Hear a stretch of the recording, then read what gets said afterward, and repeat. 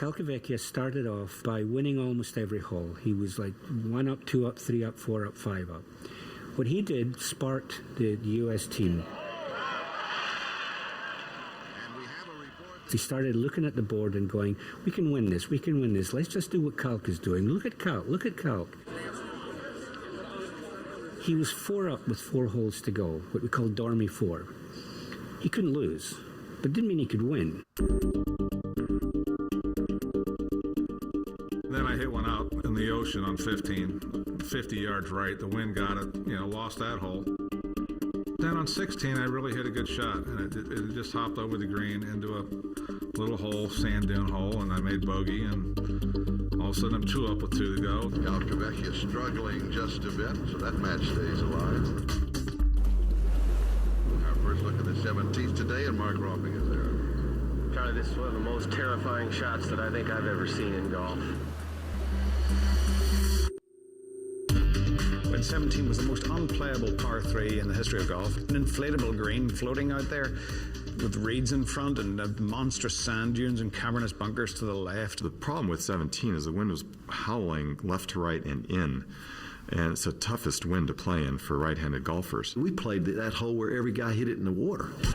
Short in the water. Wind is really gusting, Peter. Into the wind. Oh, he kicked bulkhead. Hit the bulkhead.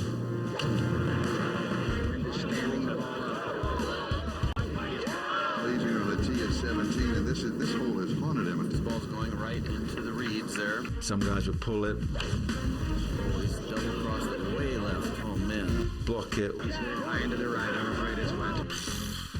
Off to the right it goes.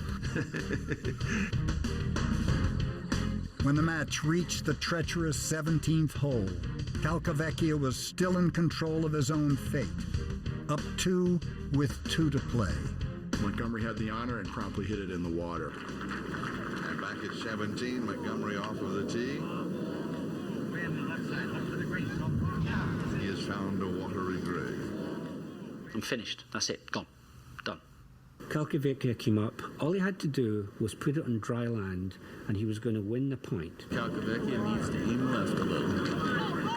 Way left. Just make sure you stay out of the water. And Calc gets up on this elevated tee, and to this day, I have never seen a pro hit this shot. Mark Calcavecchia, who 2 up with 2 to go. His opponent's in the water. Are you kidding me? I smothered top one in the water, which Johnny Miller said was the worst shot he's ever seen. It was like a skull shank. That might have been the strangest shot by a pro I've ever seen right there. It was horrible. I knew all I had to do was get it on land, and I was going to win the match and the point. And I just got so far ahead of it and de-lofted it that I just smothered it right into the water. It's teed up. The ball just never got off the ground. It just had about 2 seconds hang time.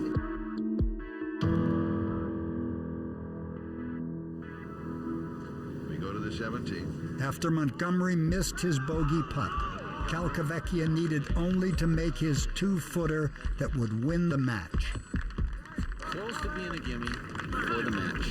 And I was about to go over and shake his hand and say, well done. And something clicked in me and said that, no, I'll just let him tap in for victory. And he missed.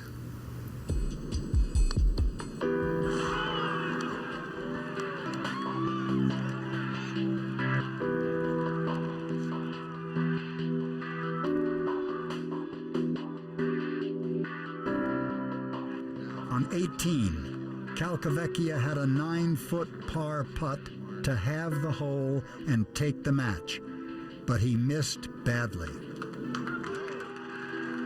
completing an epic meltdown. Half point for Europe, a half point for the United States. Calcavecchia let it get away from him. And he was inconsolable. He went to the beach, he wandered around.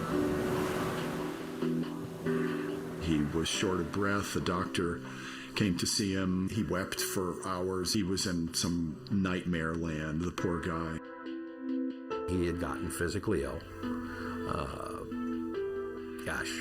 I'm not a psychologist. I don't know what defines a nervous breakdown. He'd had enough. I mean, he really had enough. And it was just agonizing, It was just because, you know, I stink. I'm just down. I'm like, how can I be this bad?